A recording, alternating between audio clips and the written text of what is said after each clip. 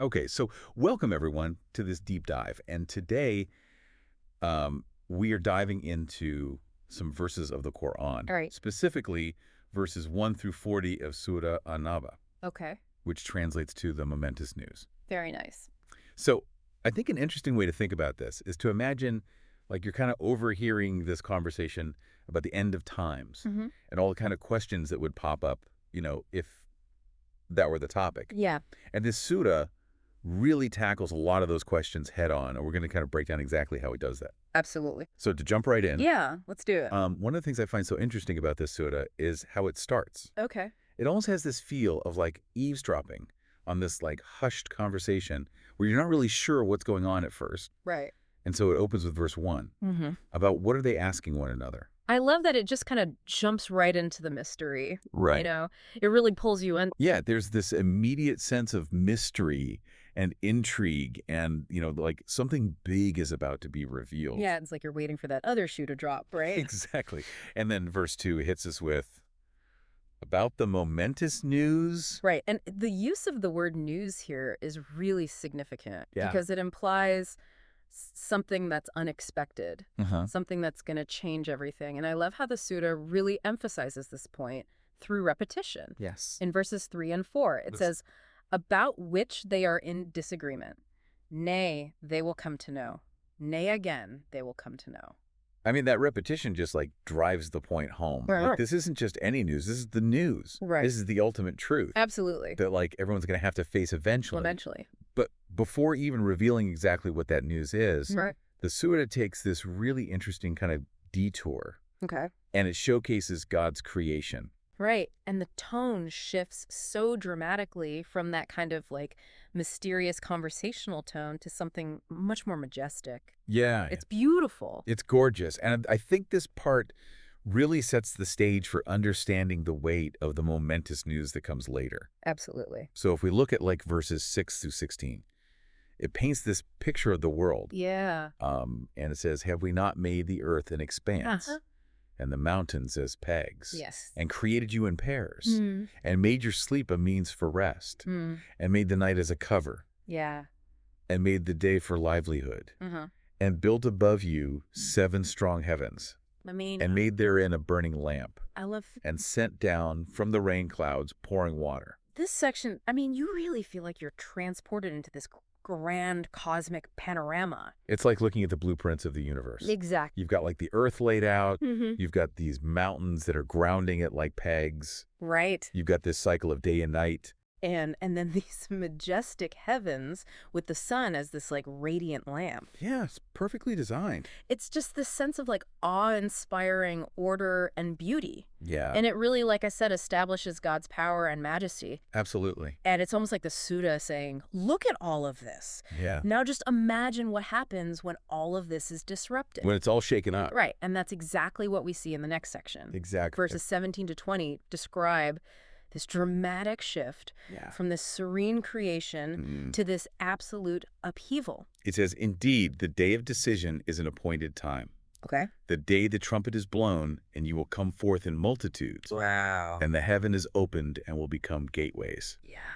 And the mountains are set in motion and will become a mirage. It's like that moment in a movie where everything goes silent right before this huge explosion. Yeah, it's intense. And the imagery here is just so powerful. So vivid. You've got this trumpet blast, Yeah. which signals the start of it all. Uh-huh. You've got the sky splitting open. Yeah. You've got mountains crumbling like mirages. It really gives you a sense of the sheer scale of the Day of Judgment. Yeah, it's not just a small event. No. It's like a cosmic reset. It's the very foundation of existence being shaken. Exactly. And for those who haven't really heeded this momentous news, Right. this day leads to a very specific place, Uh-huh. which the surah doesn't shy away from describing. Not at all. So in verses 21 through 26, it says, indeed, hell has been lying in wait, Okay. a destination for the transgressors. Right.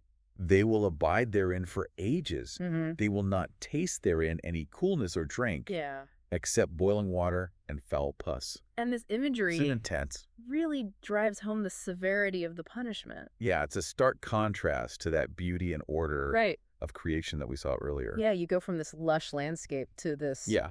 place of suffering. Yeah, boiling water, Yeah. oozing pus. It's meant to evoke a strong emotional response, Absolutely. to really make the listener grasp the consequences. Yes, and it really begs the question, why? Yeah. Why are these people punished so severely? Exactly. What makes them transgressors? Well, verses 27 and 28 give us some insight into that. Okay. They say, they did not expect an account and denied our verses with emphatic denial. So it's a direct link back to the beginning Right. with those people who were questioning Yeah. and doubting. Yeah, those who are in disagreement Yeah. about the momentous news. Yeah, and then verse 29 really drives that point home.